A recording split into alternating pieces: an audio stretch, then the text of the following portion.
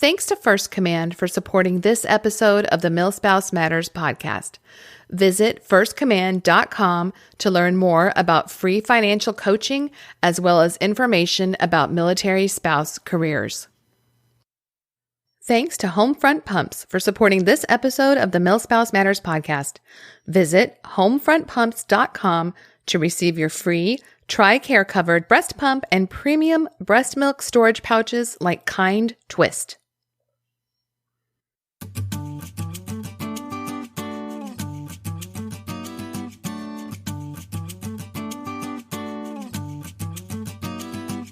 Welcome to MilSpouse Matters, the podcast dedicated to encouraging military spouses. I'm Jen McDonald, and I was a military spouse for nearly 30 years until my husband's retirement. I'm also now the mom of an active duty son, a longtime writer for the military spouse world, and the author of the book, You Are Not Alone, Encouragement for the Heart of a Military Spouse. I created this podcast to bring you inspiration as you navigate your own military life, which can be amazing while also challenging. Whether you're dealing with a move, deployment, raising military kids, keeping your military marriage strong, or employment issues, we're going to talk about it. Military spouses, we're only stronger together. My goal is to bring you realistic hope and support for your own MilSpouse journey.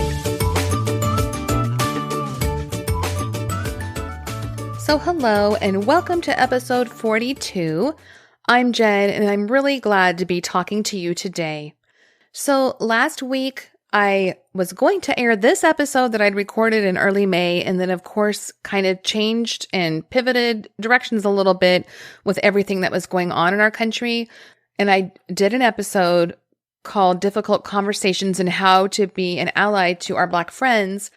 And I just really felt like that was something that I needed to cover and talk about and share some resources from others. Again, I'm not an expert, but I just had the opportunity to share some really amazing resources with you, and I really am thankful for the response. So I'm going to be sharing some listener comments and notes, but before I do that, thank you to everybody who contributed your ideas and resources and tips for this special PCS episode. So a listener named Crystal sent me a note and said, as an African-American MilSpouse, I just want to say thank you for your latest podcast episode. It has been interesting and at the same time draining, navigating the last couple of weeks emotionally and spiritually. Grateful for your words and effort in addressing this issue. One resource I wanted to share is Be the Bridge organization, which sounds similar to the organization you mentioned on the podcast. However, this organization has been around for a few years, has several resources, and best of all, is gospel-centered. So thank you, Crystal, for sharing that. And I did look at it, and it looks like a really amazing resource, and I will link to it. And again, it's called Be the Bridge. Another listener named Sarah left a review on Apple Podcasts and said, this podcast validates that it's okay not to be the normal, and we are all in this together as the tight-knit community we are. Every time I listen, I feel like I am becoming a better person for everybody in my life. Thank you for supporting the ones who keep everything afloat back home, even if it's just barely. So thank you both for your kind comments. I really appreciate it. And I do love hearing from you guys. So please keep sharing, and it helps me to know how to guide future content. If you have content ideas or know somebody that would be an amazing guest, let me know. I just have a couple of episodes left in this season, and then I will be taking a break in July and August and coming back strong at the end of August and early September. Remember that you can always find giveaways and extra resources on Instagram at MilSpouse Matters. You can download a 5-day free deployment devotional on my site at milspousematters.com, as well as anything mentioned that will be in the show notes and also the complete show archive. If you love the show, I do hope you'll subscribe in whatever podcast player you're using and share it with somebody else. And if you leave a 5-star rating and review, I will give you a shout out on the show. Be sure to check out the Christian Military Spouses Facebook group. Just do a search, and there's a couple of questions to answer to make sure that you are a military spouse, and then we'll get you right in. So a couple of places you can find me lately. One was on the Boy Mom podcast with Monica Swanson last month, and that was super fun. Just talking about raising kids in the military life, especially raising boys, and some tips for all ages. So I'm really thankful that she had me come on to share about that topic with her audience. And then I was also on the Spouse Angle podcast with Natalie Gross and just discussing having a child in the military because our oldest son is now active duty as well, and just how different that is as a mom versus a spouse and some of the changes that come along with that. So I really do hope that you'll check both of those out. So today, as I mentioned, we are discussing all things PCS move related. As you know, there had been a stop movement in place as far as moves went, and I know that some of you are now moving, or the move that was on hold has now been rescheduled. I have so much information to share with you, and I really hope you're going to get something out of it, whether it's your first move or your 10th. We're going to talk about some practical tips sprinkled with some funny stories and wise advice from other military spouses and listeners. So some of the things we're going to talk about will be prepping for a move, moving with kids of all ages, moving with pets, and even some thoughts about when it seems like all of your friends are moving but you're stuck. I'm going to do my best to put some timestamps in the notes so that if you're looking for a specific section, you can find it. There's a ton of info. And it got to be so long that I decided to do a separate episode about house hunting and deciding whether to live in military housing or renting or buying a home and settling in. So that will be on the next episode, where I'm going to be joined by Sharon Grand from Military by Owner, who will be sharing some expert tips. So when I was looking for information for this episode, I pulled up a long list of things I've written or put together over the years from magazines and online sites, and I will make a download of it all at some point. But for now, you can find the list at jenmcdonald.net/PCS resources, and that will be linked in the show notes as well. If you're not currently in a moving season, please share this with somebody else who could use the info, or tuck it away for later, or even just give it a listen and maybe reminisce about some of your own moving experiences if you're not in a moving season right now. As I mentioned, I did record it last month, so if there is a reference to early June or, a time frame that doesn't seem to fit, that's why I just missed it. I did my best to pull all of that out, but I think the information will apply as we head into the delayed PCS move season. And as always, take a look at official DoD resources, or always check in with your installation. Do not go by rumors on social media. Everybody has an opinion, but really what it's going to come down to is the command you're under and what the DoD says. And I will link to some good sources for that. So buckle up. I think this is going to be really fun. And thanks for listening. We're just going to dive right in.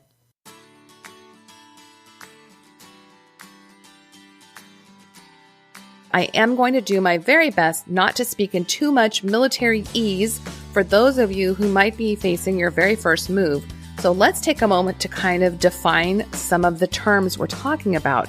So PCS stands for Permanent Change of Station, which is basically when the military says it's time to leave the current duty station you're at, and they give you official orders for the service member to move on.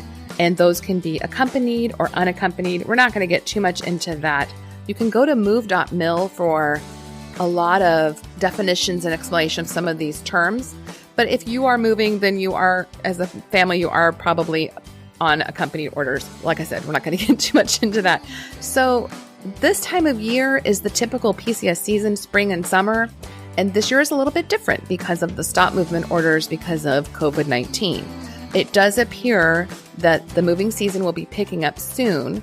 The stop movement order was issued early during the coronavirus outbreak, and it restricted international and domestic movement on any government-funded travel for all DoD, Department of Defense, service members, civilian personnel, and dependents. So like I said, it looks like they will start the moving season up pretty soon again, so it's always a good idea to be prepared. So let me tell you another couple of terms that you might hear thrown around if you're not used to this kind of talk. CONUS, CONUS, is the continental U.S. That's the 48 contiguous states, not including Alaska and Hawaii. OCONUS, overseas, is international plus Hawaii and Alaska. Household goods, you'll hear that a lot, HHG, or see it abbreviated that way. And that's just basically all your belongings, basically your household goods. And so the military may move you, well, they do move you, or you may choose to do it yourself. So if you choose to have the military do it, they will hire a moving company to come and pack up everything and ship it for you. Ship it overseas, OCONUS, or within the United States. If you decide to do a personally procured move, PPM, or what most of us oldies call a DITY, DITY, which stands for do it yourself, A ditty move within the military, you're responsible for packing, unpacking, transporting, and it may sound really complicated, and it can be, but there are some people that really love to do this because they actually end up making a little bit of money off of it because the government will pay you 95% of the cost they would hire a moving company for. So if you can move your belongings yourself for less money, you get to keep the difference. That's something you might want to check out. Also, you can do a partial ditty or partial PPM, especially within the United States where you pack a few boxes. There's things you need to go through with weighing those and criteria you have to meet. You can't just say, I'm doing it. So if you want to be reimbursed for moving part of it yourself. Unaccompanied baggage is when you send a small part of your total weight allowance separately, and that's usually to an overseas move, and that would be things that you kind of need right away while you wait for the rest of your belongings. POV, your privately owned vehicle.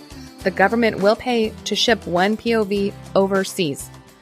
Non-temporary storage would be long-term storage of your belongings rather than shipping them, and it just may be a remote location or it may be someplace where you don't have room for it. And again, there's criteria for all of this. So move.mil is the official Department of Defense site for all of these things. And of course, the military member will be working with their transportation office where they're stationed. And so this is not stuff you have to figure out. Like you don't have to sit and go, oh no, I need to figure out. I'm just letting you know some of the terms that we're going to be talking about. Moving on. For our family, we had a lot of PCS moves. I think when we did a count, we actually lived in 24 different houses, which is a crazy story because sometimes we would move and then we'd end up moving on base, or we'd move on base and then they'd have us move to a different house on base. It just was the way it was. We actually had PCS move orders, I believe, 13 times with 4 overseas tours in there, bringing along 4 kids and a dog. And trust me, I don't claim to know everything because there's always something new to learn, but I have learned a few things along the way that I hope could maybe help you make your next move a little easier. And just a reminder, anything I mention is a tip to help you, but you should always, always, always check with official DoD resources or your local transportation office, whatever you call it in your branch of the military.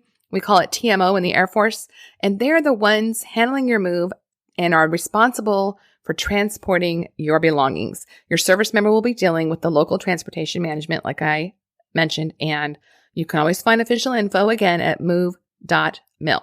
Here we go. Let's start off with a few stories from other military spouses. From Maggie. We just PCS'd with a toddler and an 11-week-old in the middle of this pandemic, as my husband was deemed essential. It was tough, but I'm glad to have it behind us. The best piece of advice I can give is be flexible, set realistic expectations, and give yourself and your family extra grace and patience. From Danielle. The craziest move we've made was our road trip from Florida to California with my husband, baby, and I all sick. We spent what should have been a night of rest in the ER, worried about a crazy high fever. Then, when the U-Haul towing our second car slowed to a mere 20 miles an hour, I swear that's what it felt like, going up and down the hills, I was over it. You better believe I lost my gosh darn mind when it started to smoke and we still had half a day to go.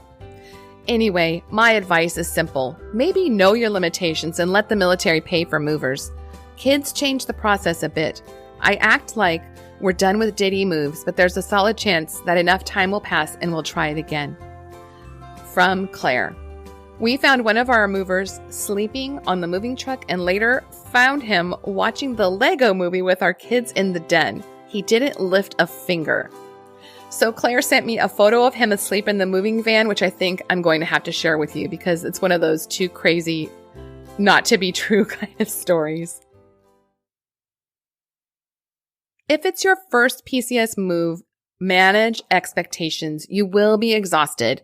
So you want to set up care for your pets, children, and plan to put up your feet at the end of each day. Even if you're not packing yourself, there's just a lot of logistics that go on. You're going to be tired. So the weeks coming up to a move are the time to deep clean, hold a garage sale, and donate extra items. So it's kind of a running joke in my family that the only reason my drapes were ever washed or my curtains were ever cleaned was moving every year. And there was a point of our lives where we spent about 6 years running that we moved every single year. So before the packers arrive, here are a few practical tips. And one of them is budget. So plan ahead in your budget for if you're moving out of a rental and you're going to need to make some repairs, or if you're a homeowner and you're selling, or just having to replace items, set some money aside in your budget for that. If you have a home and you're putting it up for rent and you might need to have some extra money for a mortgage payment that there's a gap in there, go ahead and think about that. If you have a pet, and we'll talk more about pets in a minute, you're going to need to be paying for vaccinations, health checks, quarantines, possibly if you're moving overseas, boarding fees, travel costs for your animal.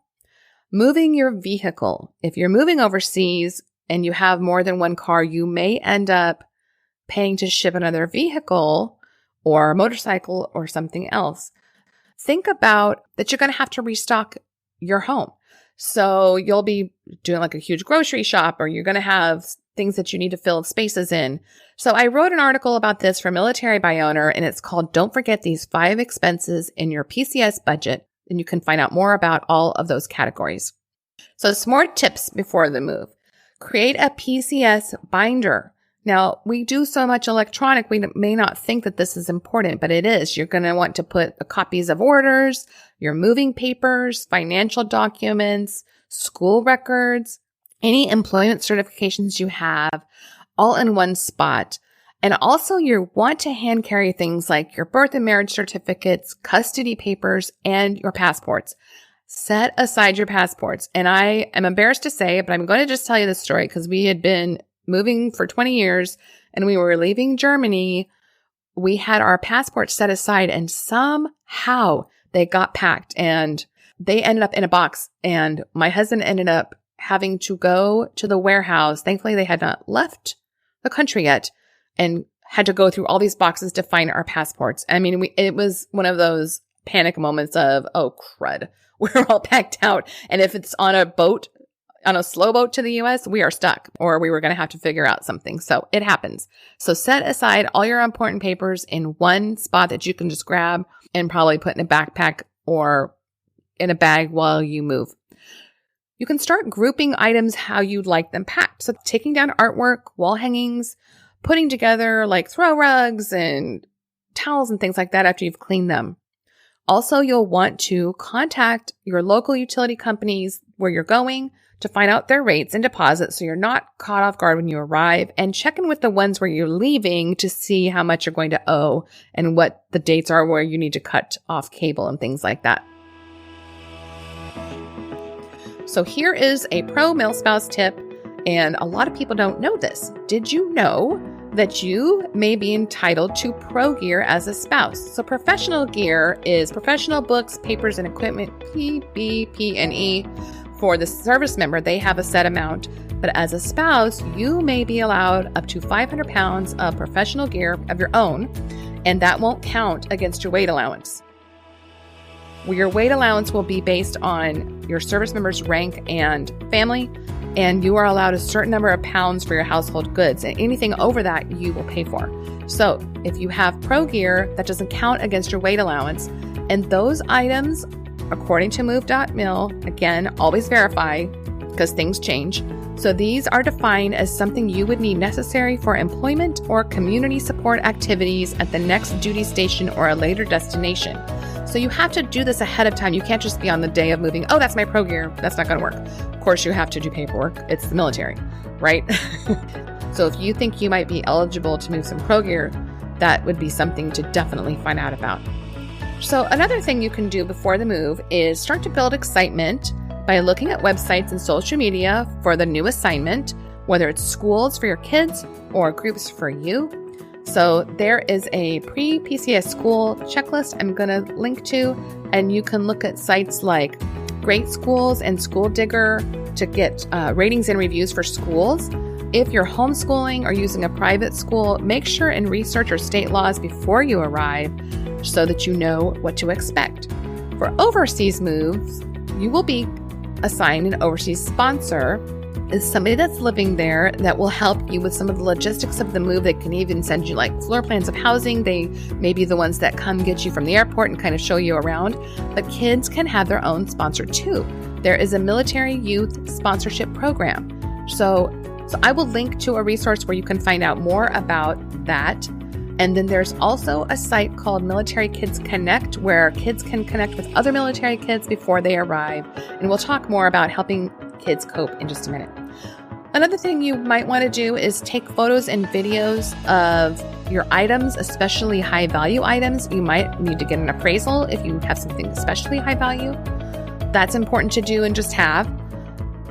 I love Ziploc bags. So you can take your junk drawer items, puzzle pieces, anything small like that, and put them into Ziploc bags, large and small.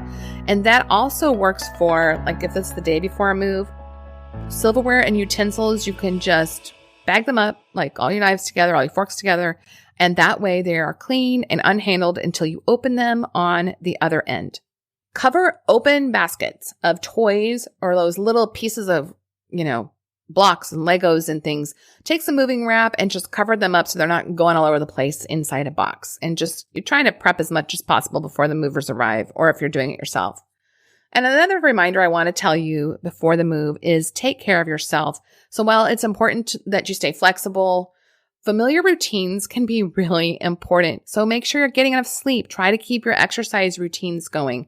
And even though the goodbyes are coming up, go ahead and maintain connections. I always prefer to say see you later rather than goodbye, because you just never know when you'll come across friends again. In this unprecedented time in our country, many of us are taking an even closer look at our personal finances. A global pandemic is new to us all, but First Command has experience coaching military families through the most volatile times. There are steps you can take now to organize your financial life, and First Command is ready to help. Visit firstcommand.com/get-started to learn more.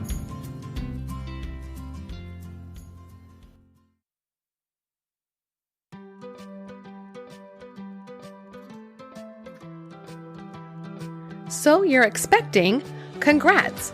Did you know that TRICARE covers a breast pump, breast milk storage bags, lactation sessions, and more? They do.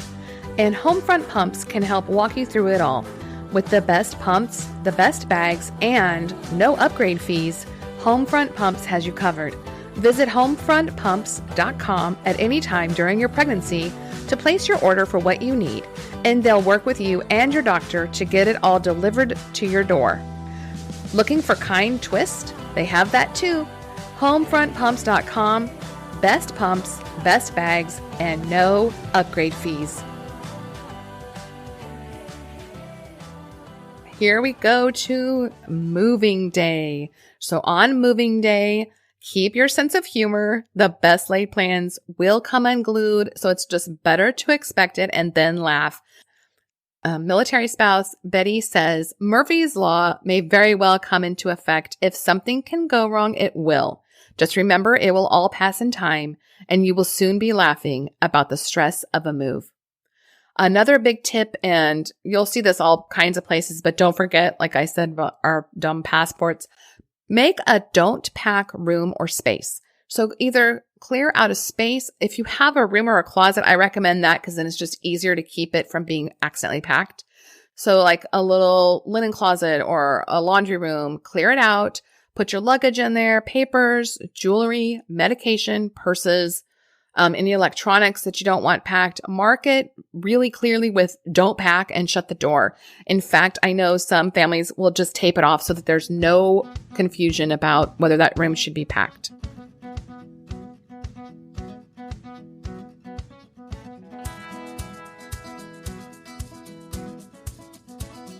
From Jennifer DeFreitas.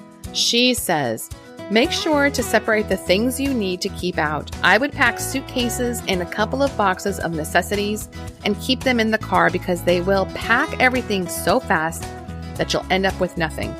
This happened to my husband when he was single. He literally had no clothes and had to buy new. Funny story, they packed my husband's trash. a year later when he returned from Iraq and we were married, we opened a box that contained a full trash can. Luckily, it was just paper products and empty Doritos bags. So I'll tell you a couple of funny things that we've had packed. One time I was opening a box and I came across a Snickers bar with one bite out of it. And I still would like to know the story of that because I'm pretty sure it was our Snickers bar. So I don't know if that was a kid or a mover that took a bite, heard us coming, shoved it in a box. I've had wet dish rags packed. I've had Tabasco sauce. There was one time I was opening a box and I could smell it and it had broken because it was an overseas move. And there was a broken bottle of Tabasco sauce at the bottom. And the funny thing was none of us ever have eaten Tabasco sauce or owned it. So again, would love to know that story. I would definitely agree. Empty out your trash cans. Do not leave dirty laundry in the hampers because some movers will quite literally pack everything. And there's a friend of mine that had one of those little tiny box turtles. The movers packed it. Like, you can't make this stuff up. And we're not going to talk about the end of that story. But moving on. On that note, make an unpack first box. So whether you put this in your car or have it packed, put together and clearly mark a box or two of things you don't want to have to hunt for in your new house. So things that you'll need for sanity when you first arrive: bedding, pillows, towels, toilet paper, paper plates, plasticware, shower curtains, rings, broom and dustpan, towels, sheets, an air mattress, coffee maker, a couple of pots and pans, wine glasses, sippy cups, or whatever else you consider essential that you were not going to have the time or energy to have to run out and grab. Just have it and mark it really clearly. Unpack first. Also on moving day, color code. A lot of people will use color code for their kids' rooms. And here's the beauty in this. This was a really smart one that I didn't realize until the end of our time moving, was taking that washi tape or that pattern tape and pick one for each room or child. And then even though they're going to mark on the box what room, sometimes it's very vague. It'll say like kids' room and you have 4 kids. You're like, which room? So you just put a piece of that tape on the box as they're packing them. And then when you get to the other end, you put an X on the door with that same color tape. I hope this is making sense. And they won't have to ask you. They'll just know that the box with that same pattern goes in that room. And that just takes away some of the, where does this go question. So the other thing we do is feed our movers. A fed mover is a happy mover. I know a lot of them get pizza over and over. So we actually ask them, we'll just say, would you guys prefer pizza? Would you rather have sandwiches? And they're always really grateful because sometimes they've had like pizza 4 days in a row, which not that they're not grateful for free food, but we will usually give them a choice. And I always keep water bottles and sodas and I let them know that those are for them. So they don't have to keep asking me if they can have it. So I'll just make a big cooler and put it out for them. And I would say keep a watchful eye. While you can't be everywhere, especially like if the service member is not there with you and you're kind of handling it alone, just walk around, maybe have a friend come over and keep an eye on packing as it goes on and speak up. If you don't feel items are being handled correctly, you will have somebody from the military that's representative that you can contact to, it should be like a QA person swing by during the day of your move or find out from your service member who the contact is, that if you have a concern, stop things and speak up. Don't leave it. These are your things and it's important. So, I mean, honestly, most of our moves have gone pretty well, but we've had some bad moments. I remember when we were in Guam, they were taking down this big cabinet off the moving truck. And I could see as they were moving it off the truck that all these pieces were falling out of the bottom of it. And what had happened was it was our game cabinet and toy cabinet. And rather than taking things out of it, they had just wrapped the whole shelf and moved it. It had gone all the way across the Pacific Ocean like that. So as you can imagine, everything had kind of rattled out and it was a mess. We've also had things happen where one time somebody packed heavy weights, dumbbells in the bottom of an antique china cabinet. I do not know what they were thinking. I guess they were just like, oh, I'll stick these in here. We've had glassware put in a box with no packing materials for overseas. And so it's just trying to kind of keep your eye on it. They're not always going to pack things like you would, and speak up if you need to. Another thing I ask the movers to do is screws and bolts for beds, cribs, shelves, ask them to tape the hardware to the piece of furniture that it goes with if they're taking things apart. I do not like those bags of or boxes of all the hardware because it's hard just to kind of sort out what goes with what on the other end. So I'm always thinking about like, what is this going to be like when I go to unpack? On moving day, because it could take more than a day, pack the bed and blankets last. Because if we have one last night in our own bed, then we're going to take it. I also ask that they leave a couple chairs out till the end so that I'm not having to stand up all day, which sounds really lazy, but it gets really tiring. If you're just standing there because you have the little clipboard and the checklist and you're kind of trying to watch things, I need a chair to sit on. So maybe just leave out a folding chair or something. I would also say this is not like a moving tip. Take a moment and take a picture in front of your old house because you may never be back that way again. I do really wish I had more of that sort of thing. So here are some tips for moving with kids. From Andrea. For moms with kids, I let my boys pack books and activity books in their backpacks. I usually get them new books for the occasion. That way they're interested. Then I choose a small bin for each of them and they get to choose toys to bring. The only rule is that whatever they pick has to fit in the bin. There are usually 2 items that they can carry and take care of on their own, the backpack and the bin. Jessica says, on flights with small children, use your car seat if FAA approved. If your car seat isn't approved or you cannot manage to bring it on board, use a Kids Fly Safe harness. It makes the lap belt into a 5-point harness, and the kiddo is secure and safe. Always pack an overnight bag carry-on. Call ahead to see where the USO is located in relation to your flight terminal, and also see if there's a porter service. If you're driving, pack a diaper, clothes change, plastic tote, and keep it at the foot of the car seat. Spare clothes, wipes, diapers, medication, shoes, snacks, changing pads, and Ziplocs. It makes it easy if a child gets sick or you have a quick rest stop. You can use the Ziploc to store soiled items so you can see them. I've thrown away one too many cute and special outfits because they ended up in a grocery bag. Dasha says, always inspect what you expect. Our 10-year-old son packed his own suitcase, and I didn't find out until later in the hotel that his bag was full of toys, no clothes. That's hilarious. Laura says, so many stories. One move we did, I was 5 months pregnant, has the most stories. We drove from South Texas to Montana over 3 days' time with 2 cars, 5 children, and me 5 months pregnant in July. M. Baker says, best PCS advice is to be flexible and go with the flow. Plan your stops throughout the trip to see new things. When you're in for the night, instead of just sitting in a hotel, explore the area. Emerson says, our move to our first duty station, we took the train. Our car wasn't going to be able to make the cross-country trip, and it was really too small for our growing family anyways. So we sold it the day we left and took a very relaxing trip from Philly to El Paso for 4 days. Our youngest was only 6 months and still nursing at the time, so I really didn't want to fly. And we were able to take so much more stuff with us on the train for free, 6 carry-ons and 8 checked bags. The tickets for all of us were less expensive than the price it would have cost for my husband to fly to Texas with us, since the Army wouldn't pay for his ticket. I would take the train everywhere if I could, especially for overnight trips. We didn't even need a sleeper car. So 2 nights we slept on the train, and on the middle night they switched trains, so we got a hotel suite that I found for super cheap.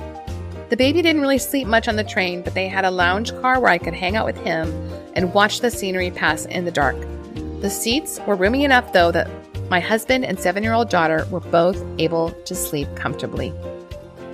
I want to mention real quick that Extended Stay America has a 60% off for affordable hotels with kitchen, perfect for long stays. And you can find out more about that for their best rates if you're looking for from 1 to more night. It's not like it has to be a long stay. So I do have a link that you can use to find out more about the discount. And if you use that link to book it, I do get a small affiliate fee. It doesn't cost you more. It just helps support the podcast and my blog. So moving in day. You've arrived at your new location. The moving truck is there and you're faced with a mountain of boxes. So where to begin? First off, I do want to mention, I didn't talk about this earlier, about tipping movers. That's always kind of a question. Like I mentioned, we always fed our movers, and some people think that that's fine and that's all. We did always feed and tip our movers because it is a hard job and it's not a high paying job. So offer a tip at the end of the job if it's customary in your area or you feel it's warranted. Opinions are varied on this, but we have learned that erring on the side of generosity for the people who are handling our belongings seems to be a good policy and just kind of one that we always did. There's two schools of thought when it comes to unpacking. I always had them unpack the kitchen and set up beds and furniture or anything that they've taken apart. And that way it's livable and I can get to the rest of it as I get to it. Here's another spouse. Dasha says, have the movers unpack everything the day they move it in.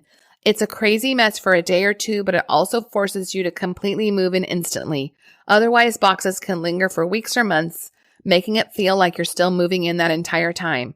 Bonus of having the movers unpack is that they haul away all the papers and boxes, and all you have to do is put stuff away.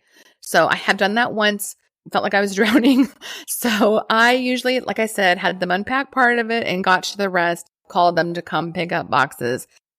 So unpack the bed and couches first, because no matter what else happens, you're going to be ready to fall into your own bed. I usually also start with the kitchen and living areas and set the rest in the garage to deal with later. If you have your beds or a place to sleep set up, that helps you if you have little ones that need naps. Get your kids to help unpack. This gives them something to do and kind of helps them feel some ownership in the new place. And as mine got older, they completely unpacked their own rooms while I would work on the rest of the house.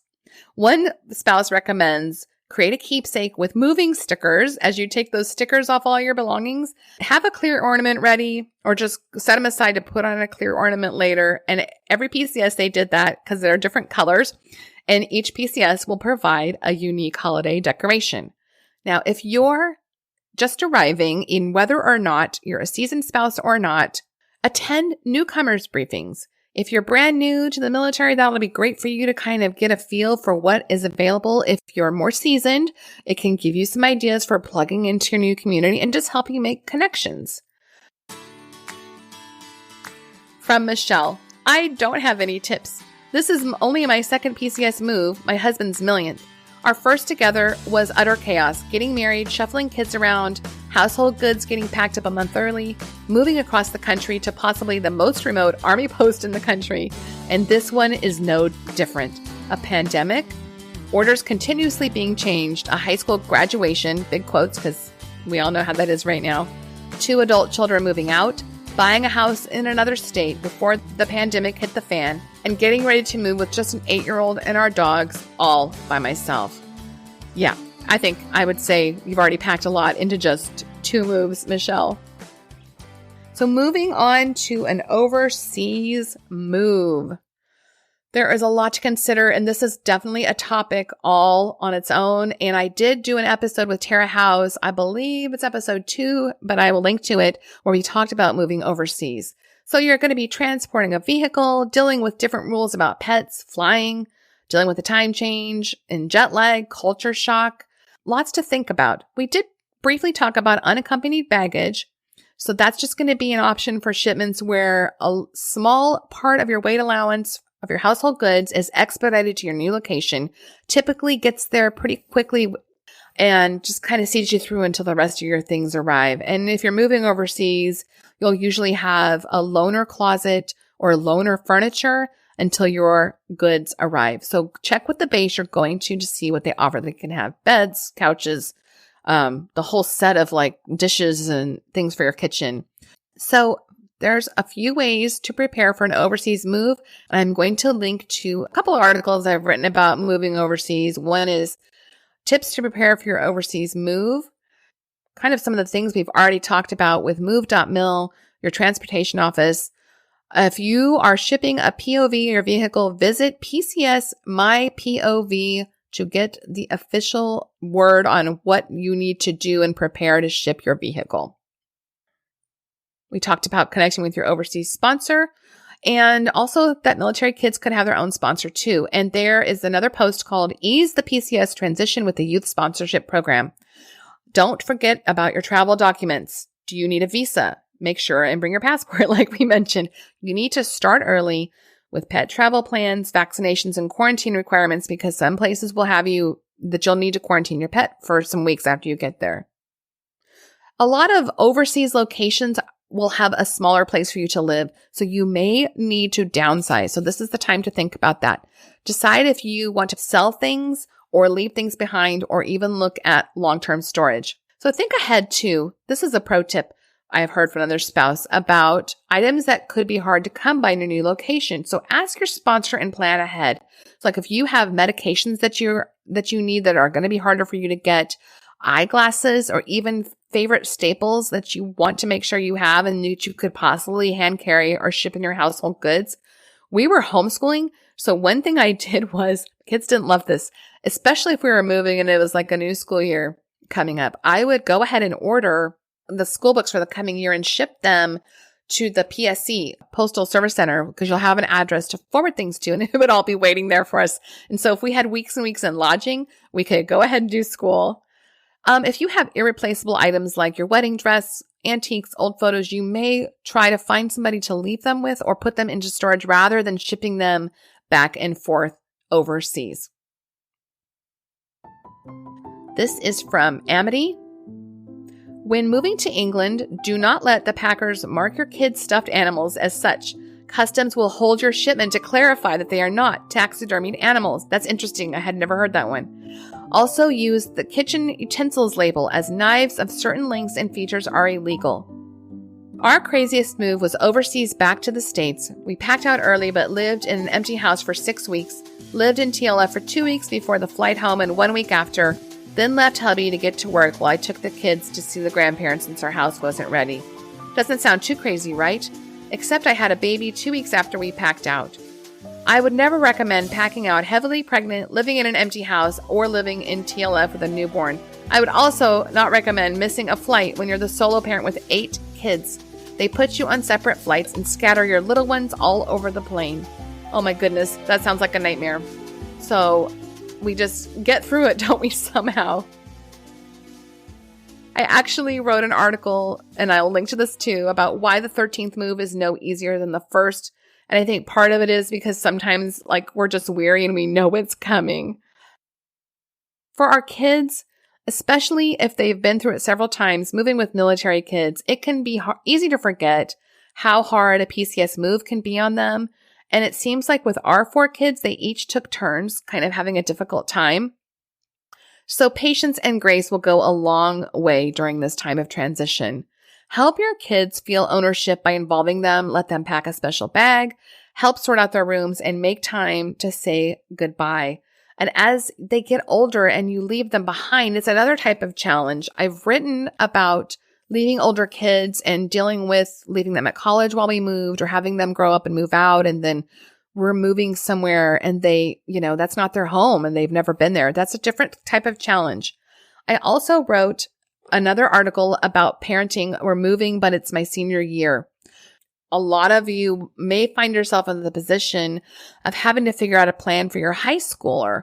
So let's talk about a couple things. If you're moving during your senior year, understand your rights as a family. The Interstate Compact on Educational Opportunity for Military Children was formed to facilitate record transfers, class placements, and graduation requirements. And I will link to that if you're hitting a wall with any of that. There are lots of resources to help you ease the transition. The student-to-student program through the Military Child Education Coalition, and this is not just for high schoolers, but for kids of all ages. Moving with a high schooler is not ideal, but there's a lot of people that have been through it, and it's not to say that, it's not valid what you're going through, but there are resources to make this easier. So I will link to some things to help you with that. Just a few more tips for kids: making time for goodbyes, connecting with potential friends like through the youth sponsorship program, and keep talking, because your child may seem fine and they just may not know how to articulate what they're going through, or if you just feel like it doesn't matter because they don't really have a choice in this. So just keep talking and asking questions and checking in with your child, even if they seem to be doing fine. Make some time for fun. It can be really easy for us to get very task-oriented, and we have all these checklists of things we need to do and get done before PCS. So plan a special outing before you move or along the way as you travel and create some new memories. It's important for the whole family to have some downtime. And then when you arrive, let your kids acclimate, let them set the pace, and give them time to process this big change. And encourage them to keep in touch with their old friends if they're wanting to, and don't expect them to just, quote, get over it. Every kid is different, and so some of them will cope just fine, but others will struggle a little bit more. There is confidential help available through Military One Source. Again, we'll link to that. So, coming to the end here, I know this is kind of long. Like I said, I had so much more I wanted to cover, and I realized this was just going to get way too long. So moving with pets, we've touched a little bit on with the overseas move. Jessica says, if you have pets, see a military vet. Do not mess with civilian vets. We learned that lesson the hard way. 2 days before our flights, after 6 months of back and forth and $600 in fees and testing, we found out they had messed up our paperwork and did not have the proper credentials. Thankfully, a wonderful vet at our Air Force base was able to help us. We got our pet's paperwork squared away, flew into a military base, and were able to complete the required quarantine period in our residence. Moving with pets, you are going to face, it just depends on the state laws in the country you're going to. Some places will have you do a quarantine overseas. So they may need blood tests and getting test results back, and then a time where they are not allowed to be out in the population until a certain amount of time has passed. And then there's also regulations on breeds and species in your new area. So if you're moving into base housing, you'll want to know what's allowed. So your best bet is a visit to the vet, and I have had really good luck with on-base vets for this sort of thing because they are very accustomed to dealing with military moves, and so that makes sense, right? On moving day, you probably, unless you just have honestly, I usually found somebody to watch my dog. We've known people that the pet accidentally got loose because the door was left open. And it's also just kind of a frightening time for your animal. So it's probably best to find a safe place for them to go. And don't forget to add their things to your don't pack stash. There are some really good resources for a military move with pets. In some of those, you might be surprised. You may be eligible to ship your pet via military transport. I'll link to that. There's limited spaces on AMC flights for overseas PCS travel. And I think there's like a limit of 2 pets per family. So I will send you to the right location to learn more about that. There are also pet transport companies, and they will handle all the details of shipping your pet overseas or even domestically, help you with quarantine and immunization paperwork. But of course, that's going to cost you, and not all companies are equal. So it's recommended to use the International Pet and Travel Association site because they are already pre-screened. There's also pet relocation grants. So the cost of shipping a cat or dog can run anywhere from $200 to $1,000. And then there's all these other fees. So there are several associations that provide pet relocation grants. Operation We Are Here has a list. American Airlines offers 50% off of pet transport for military members. And there's a couple of other places I'll link to that have some grants and help with costs. And there are even pet foster care. If you are facing like a remote military move or deployment and you need to leave your pet behind temporarily, there's some places to connect with temporary pet foster care. So as we come to a close, I did want to just touch on really quick, even though PCS moves have been temporarily put on hold, at times it can seem like all your friends are moving on and you're stuck. And so I've always tried to put my best foot forward. It's not always easy, just depending on especially if you don't love the place you're living. It's worth making the effort to not be miserable. So if you find yourself in a not so perfect scenario, how can you manage at a duty station you just don't love to just, if you're listening to this and this is not your year to move, or you have a long time, or you've been in a place a long time, just start small. Find something you like and kind of focus on that, whether it's just a little coffee shop that you love, a park you love to go to, or some food that you have never had before. Just find one thing and try to focus on that. Remember that it's not forever. Most of us will be moving on soon. So if you have an annoying neighbor or a job you just don't love, just remember you'll probably not be there forever. Look for your kindred spirit. You know, that sounds cheesy, but you just never know where you'll find somebody that's very like-minded. Playdate, newcomers orientation, spouse meeting, even a neighbor. Keep a lookout, because finding a true friend to share a not-so-great duty station can really turn the whole experience around and turn it into your favorite. So how about you? Are you moving soon? I would love to hear how it's going and where you're headed, if your move has been put on hold and what's happening with you, and share your best moving tip. Of course, there's always lots more we did not get to at all. And just a reminder, the next episode will be all about finding housing, some house hunting tips, settling in, and living in military housing. And I really hope that this has been of some use to you, whether you're moving or not. Tuck it away until you do need it. And as always, wherever in the world this finds you, whatever you're going through, I hope you're doing great, and I'll talk to you next time.